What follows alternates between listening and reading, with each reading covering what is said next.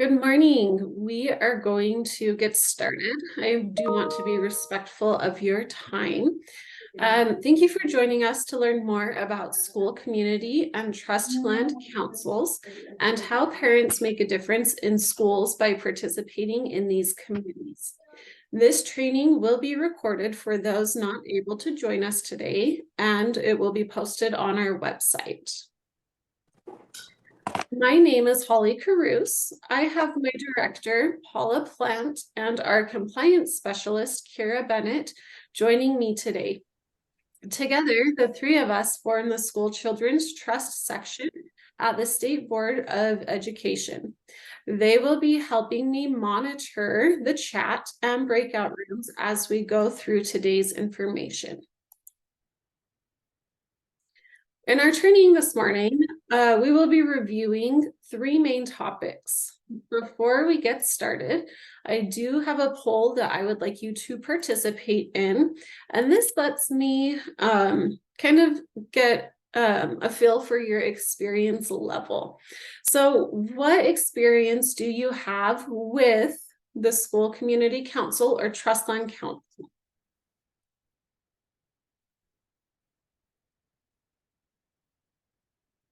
And I'll give you just a few more seconds to finish that.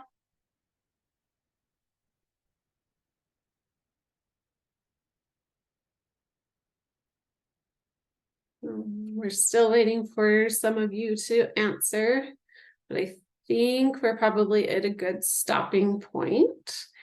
So it is very interesting to me that I can see that the majority are first year of your first term.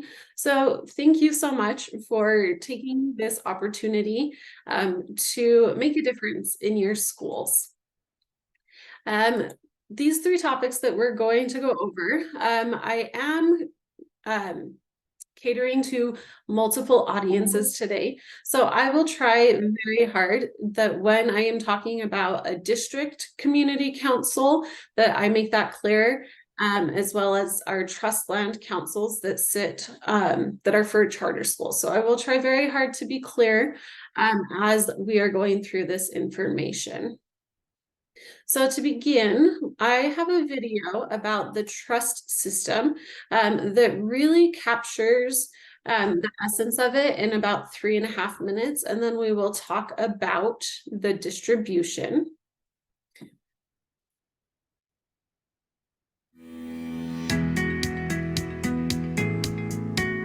Several of the state's most important public institutions are beneficiaries of permanent trusts, totaling over $3.2 billion.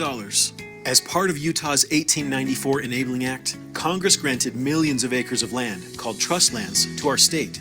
Constitutional provisions require that revenue generated from business activity on trust lands be invested, and earnings from those investments be distributed to 12 specific beneficiaries, including public and higher education, teaching colleges, health and human services, and other state institutions.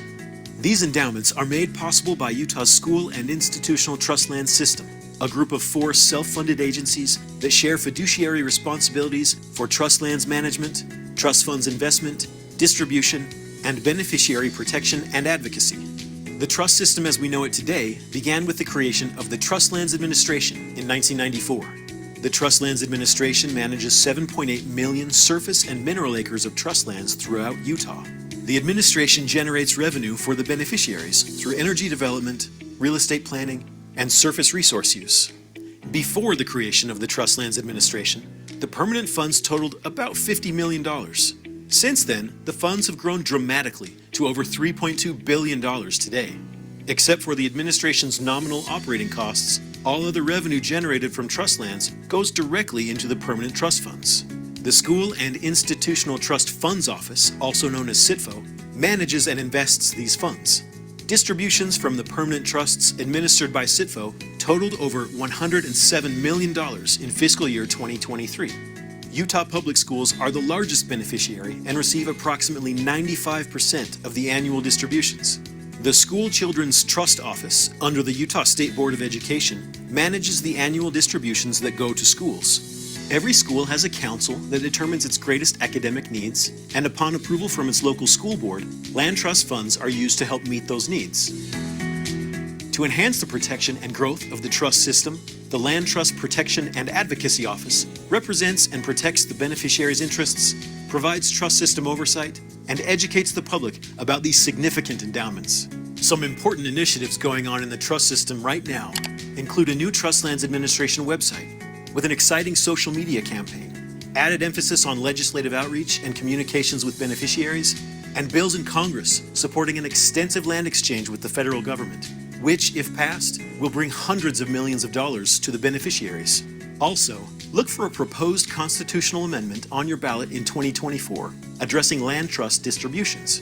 The proposed amendment will ensure better distribution practices for public education beneficiaries today and in the future.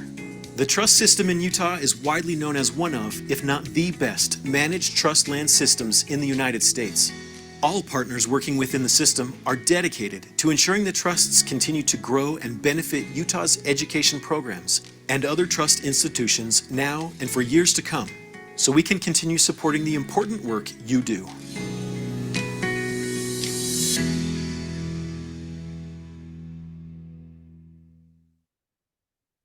So as the video said, 95% of the distributed funds do come to public schools.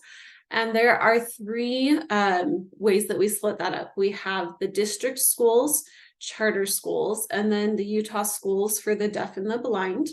And each of these schools gets their allotment based on their per pupil enrollment.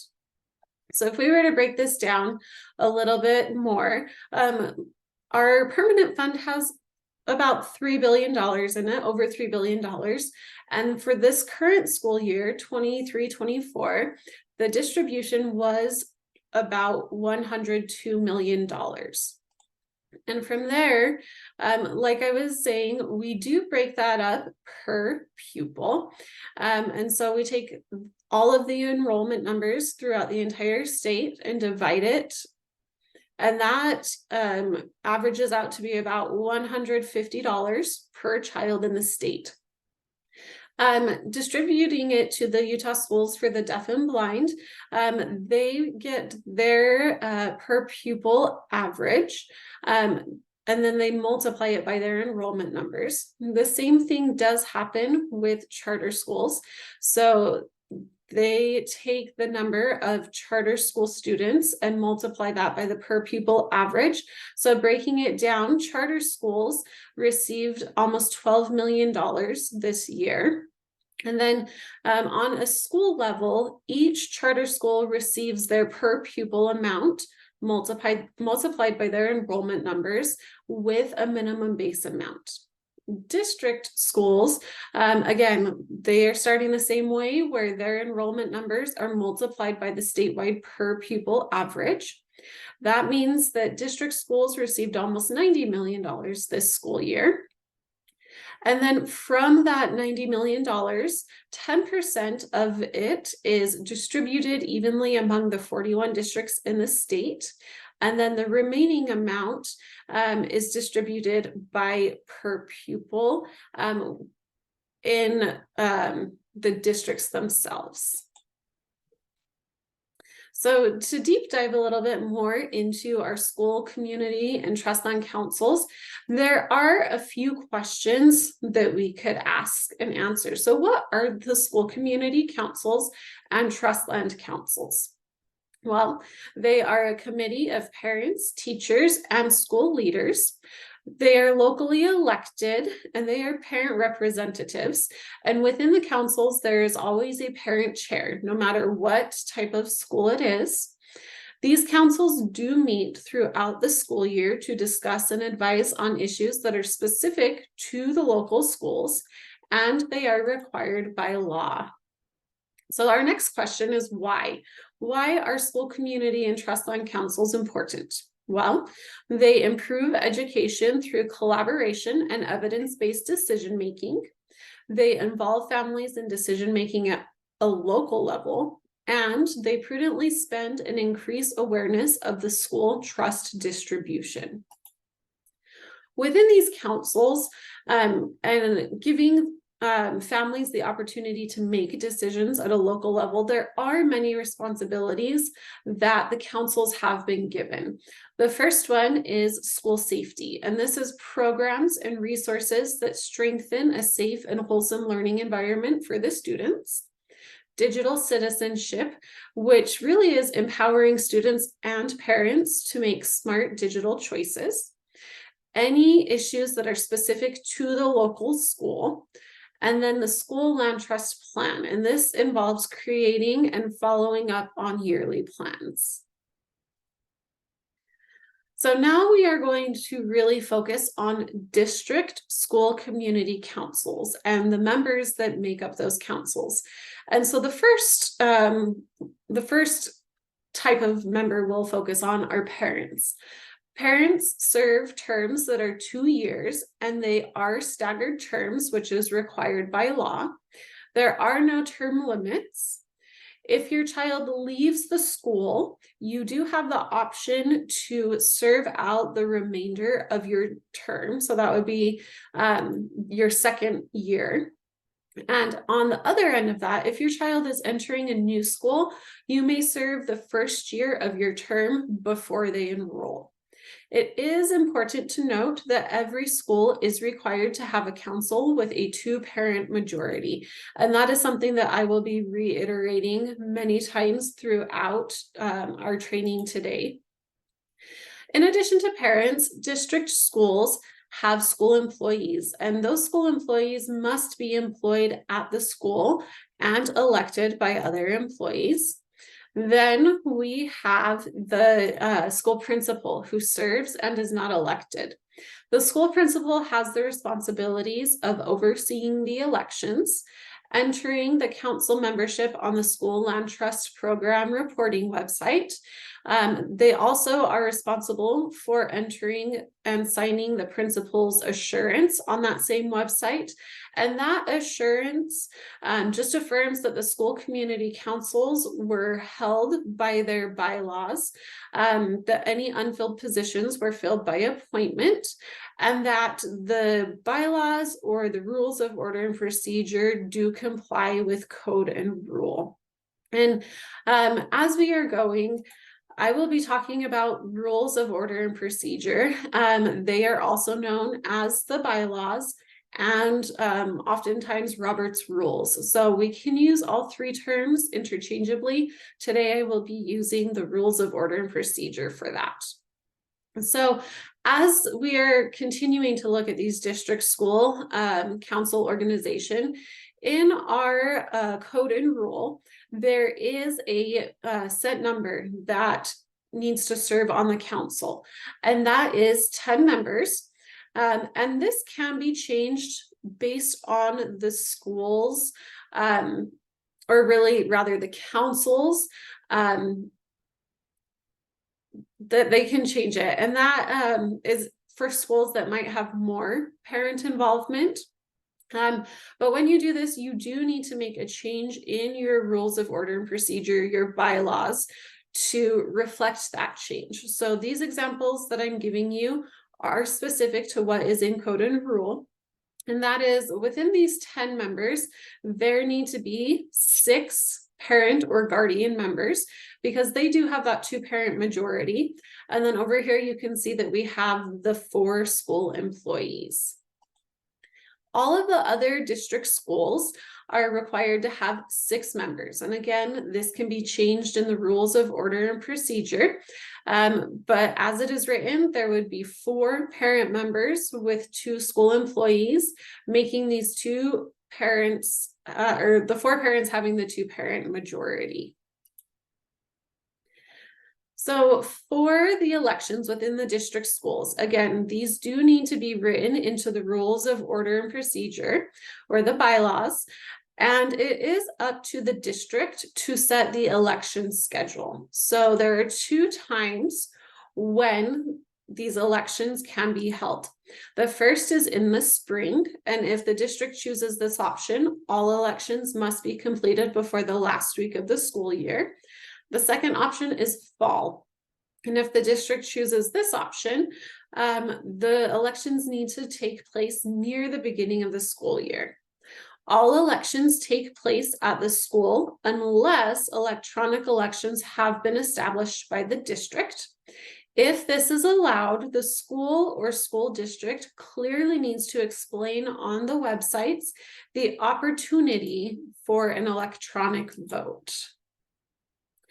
When it comes times for elections, a notice must be given at least 10 days prior to the election. And within that notice, date and time need to be given, any open positions that there are, and how a parent were to file for them. The elections do need to take place with a secret ballot. The principal will oversee the election, and then results are available upon request. After the elections happen, typically within the first council meeting of the year, that is when the council will elect its officers. There is always going to be a parent member chair. The vice chair can be a parent or an employee. And then the principal, they do not serve as an officer because they were not elected, but they also have voting privileges as a school representative. So now as we shift over to charter trust land councils, their membership is set up a little bit differently. The one thing that stays the same is that there must be a 2-parent majority. They may also have grandparents serving on their councils, and they would be part of that 2-parent or grandparent majority. And so within these charter schools, a governing board may choose to serve as their charter trust land council, as long as that governing board has a 2-person majority of parents or grandparents.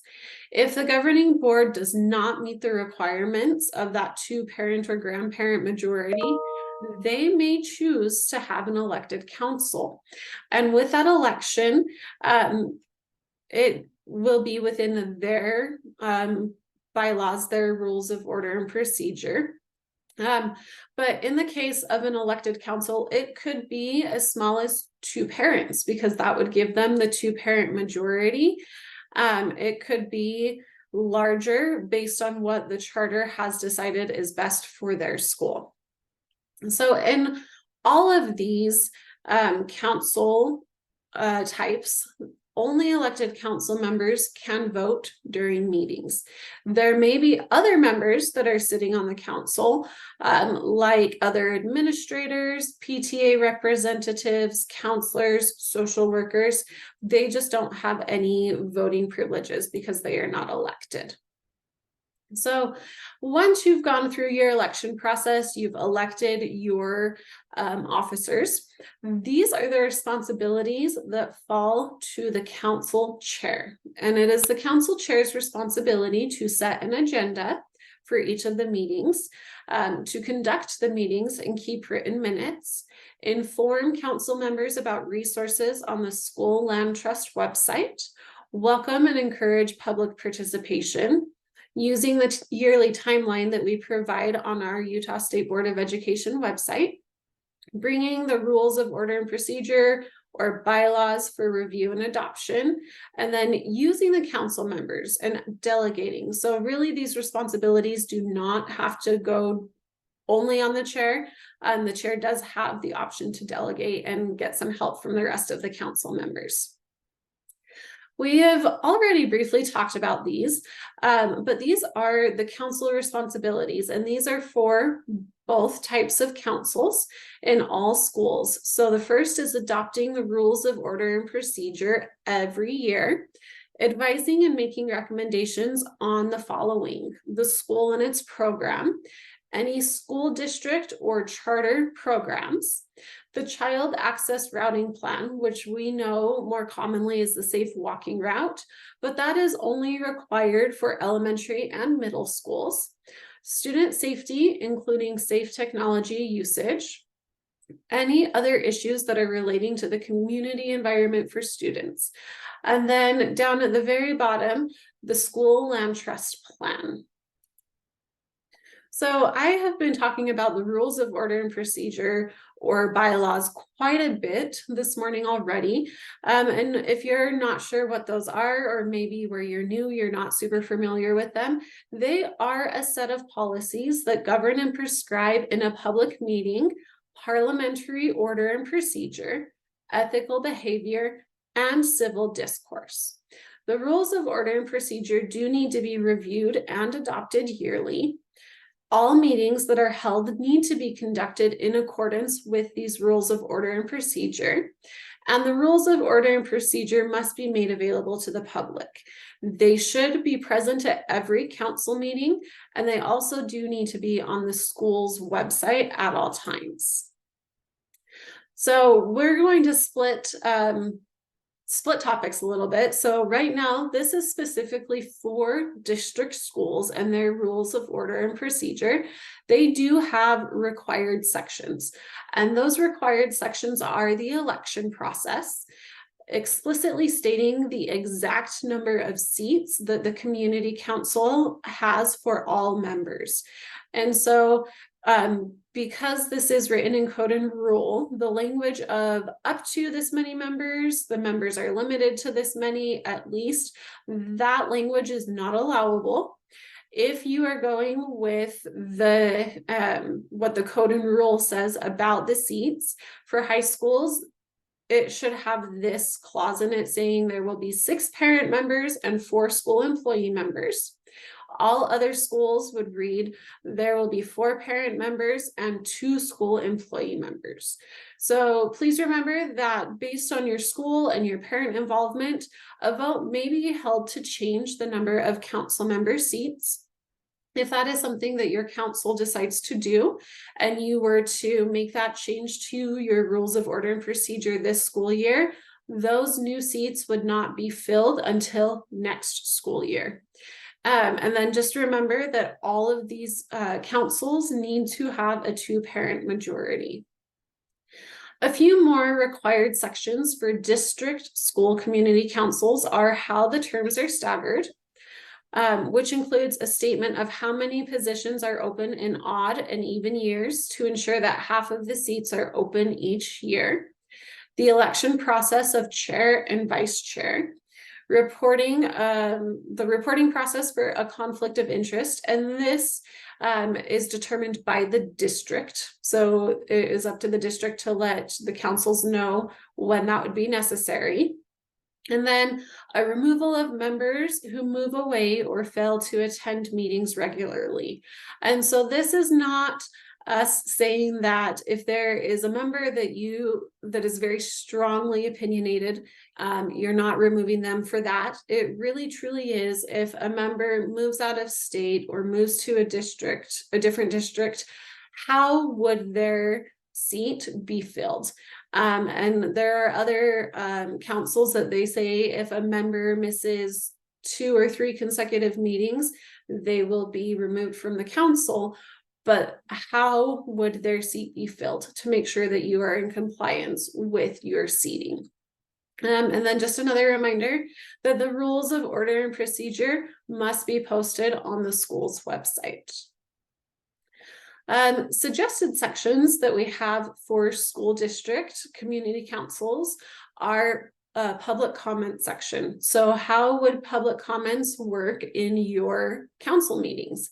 Agenda items. How do items get added to the agenda? How do you handle tie votes? Is it a lost vote? Is it where the chair votes last in order to make it so there's not a tie? There also should be a section about electronic meetings. If your local school board has given the okay for that, make sure that in your rules of order and procedure that the policy matches what the local school board has. And just remember that all electronic meetings do need to be in accordance with 53G-7-1203, which is the Open Public Meeting Act. we're saying or suggesting that you should probably be considering challenges that might be encountered within your meetings and how to address them, and use these rules of order and procedure as kind of like an insurance policy. You don't want to wait until something happens to have a fix for it. One note is that when you are holding electronic meetings, email voting of any kind is not allowed. In the chance that you do have an electronic meeting, you would still take votes in whatever means, but the email voting after or during that is not allowed. For school website requirements, and these are for district school community councils as well as elected trust land councils. These are very specific to the council meetings. This QR code that I have down in the bottom corner in the computer, that has a list of all of the website requirements. But I thought it would be very important to focus on the ones that really do pertain to council meetings. So at least 1 week before each school community council meeting, there needs to be a notice of the time, place, and date of the meeting, a meeting agenda, and the draft minutes from the previous meeting. The council meeting agendas should include a notice to the public of the topics that will be considered at the meeting, with each topic being listed under an agenda item. And if there are any items to be voted on, they must be identified as an action item. Some more school website requirements, and again, this is for both the elected trust land for the charter schools and the district schools. There needs to be 3 years of written minutes, and all of these written minutes need to include the date and time and place of the meeting, names of the members that were present and absent, a brief statement of the matters that were proposed, discussed, or decided, a record by each individual member of each vote that was taken, and the name of each person who is not a member of the council. And after being recognized by the chair, they provided a testimony or comments to the council. And there does need to be a note of what the testimony or the comments were that were provided to the council. Also, if there is any additional thing that a council member requests to be put in the minutes, need to be there. Now, with these, there are many ways that you can go about fulfilling these requirements. We recognize that there is a lot of burden on the school administration. So we have suggested that a Google Doc or any other application be used where 1 or 2 people have editing privileges, but you can post a viewable link for the general public. With this, it does kind of alleviate some of the burden, but we also recognize that there are schools that have a good system going. And so if you talk to your council and you feel that what you are doing is meeting the requirements, you don't have to take our suggestion. It really is just a suggestion. So our next topic is the school land trust plans. And before we get started with this, this is an overview. I do plan to do more specific training late winter, early spring, when schools and councils really start looking at these plans. And it is important to recognize that the school land trust program spans 3 different school years at the same time. Right now, schools are working on their current plan for 23-24. The council membership and principal assurance that were filled out in October are for the current council members. The final report, this opens up in January, and it is for last school year's plan. And that does need to be submitted and approved by February or March. And that depends on the charter trust land council type, as well as the district due date. Then After the final report is completed, councils will begin creating the upcoming plan, and that is for next school year. These plans do need to be submitted and approved before April 1st for charter schools and May 15th for district schools. So as we are looking at the school land trust plans, there is an approval process that gets it from the local school up to the school children's trust section, and then funding after that. So first, the council members create and approve the school land trust plan. Then once it is approved by the councils, it does move up to the local school or governing board. They will approve or reject the plan. And when you do take these plans to the local school board or the governing board, there does need to be a council signature sheet presented at the same time. And this council signature sheet says that the council members were involved in the plan creation, or they were not involved in the plan creation. And this council signature sheet will need to be retained at the school for 3 years. After the plan has been approved by the board, it does move up to the LEA, which is typically a position at the district or a charter authorizer. Once they give the approval, then it comes to the 3 of us at the School Children's Trust, and we do the final review and finalization. Between the 3 of us, we do read every single plan that comes from all of the schools in the entire state. Which is why we are asking that if you could please really make sure that those plans get in by those deadlines, that we can assure that we have time to review them and get the funding out to you as soon as possible. So there are some pieces of rule that tell us what appropriate uses of land, school land trust program funds are. And this top part that I have right here is saying that the school land trust plans really should be supporting the Teacher and Student Success Act plans, and using the school land trust funds as a resource to help meet that really big goal. Down here, it's saying that a school land trust plans expenditures do need to have a direct impact on student achievement in the school's area of most critical academic need. And so to go over those areas of critical academic need, these are the ones that need to have first consideration in elementary schools. Those are math, science, English or language arts. We also say that English language arts can be reading, recognizing that if you are going to create an English or language arts goal for a kindergarten to 2nd grade group of students, it will look very different from what 3rd to 6th graders need. When we get into secondary schools, they do keep the same 3 areas as the elementary schools, but then we add in college and career readiness, as well as graduation rate increase.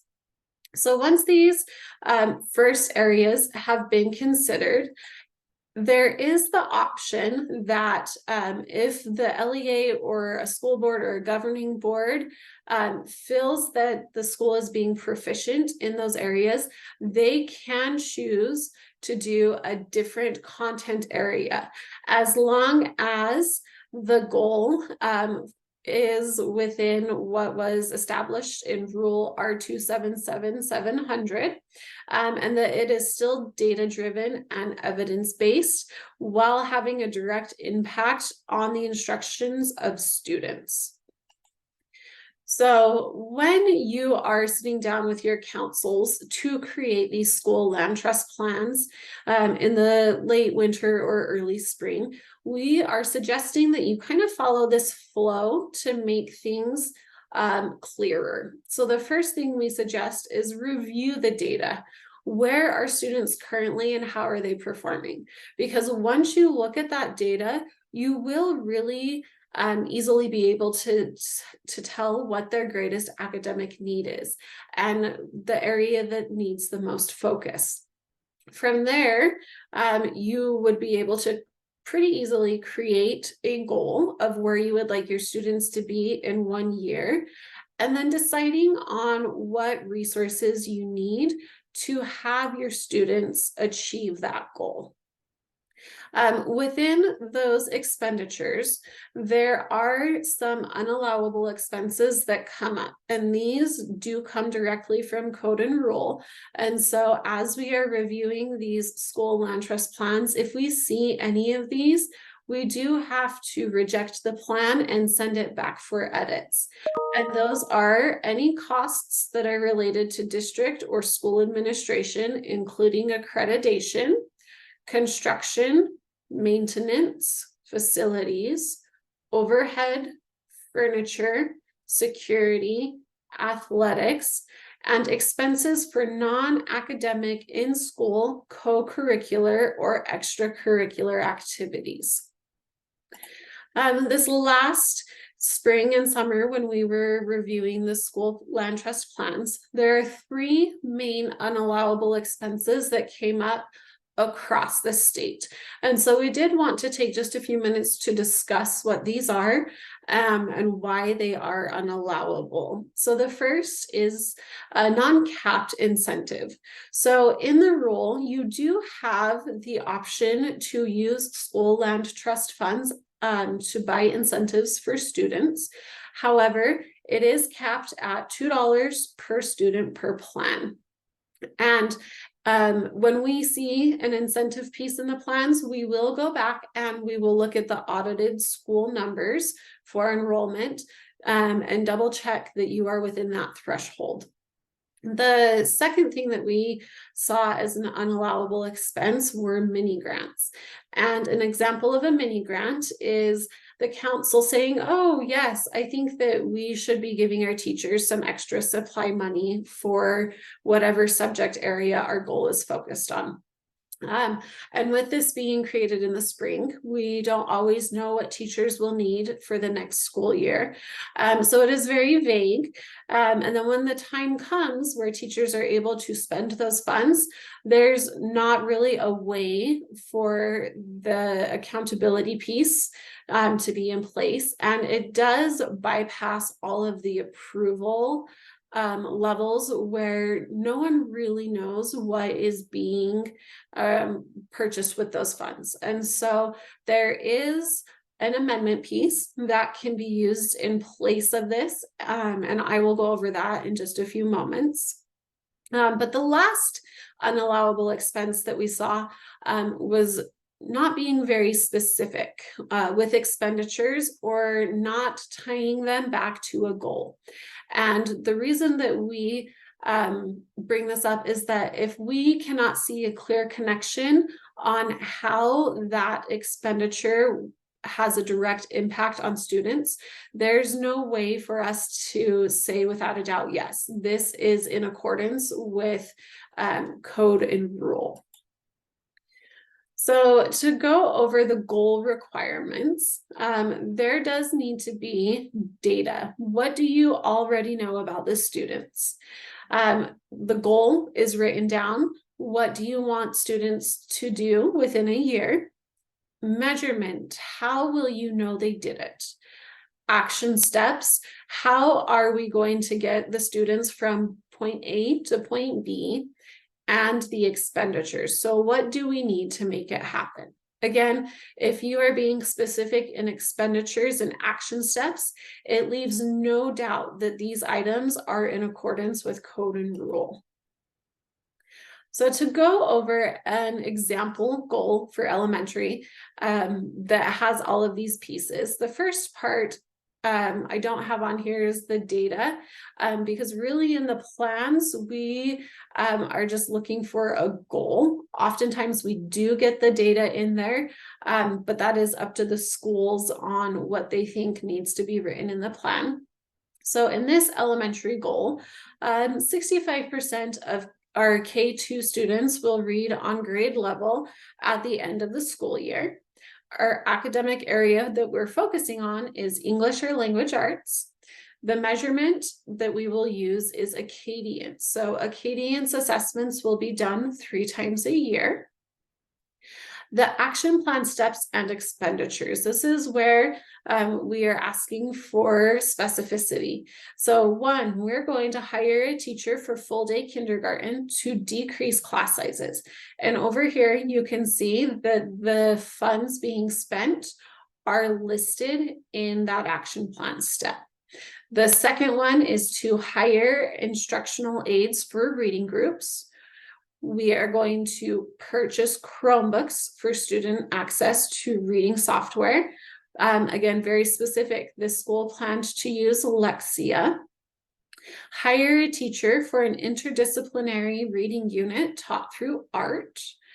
Purchasing supplies for that interdisciplinary unit, which again, we're very specific. Canvases, paint, introduction to art history books with the estimated costs. So you can see again that these are very specific. There is no doubt on how these expenditures tie back to the goal of increasing proficiency. So a second piece for this, just to show how being specific helps, on all of the plans, there is a category of expenditures. And so we can look here and see that salaries and benefits will be for steps 1, 2, and 4. We also see that technology is for step 2. Expendable items are for step 5. And then we have the estimated costs with the total that we think that will be used for school, or excuse me, that will be used from the school land trust funds. So in the case of funding carryover, it is fairly recent that corrective action may be taken to remedy excessive carryover balances of 10% for 3 consecutive years, and that's 10% or more. So when we see a funding carryover, we kind of see that as saving funds for the next school year, which really is unallowable for a few reasons. The first is that each school year, council members could be different. And so that means that each school year, the council has the autonomy to create a new school land trust plan. And that could include different goals. So if funding is being carried over and saved for a bigger purchase, there really is no guarantee that the next school year's council will have the same idea as the current council. That does also kind of fall into this next point where it is influencing council members on what their goal should be.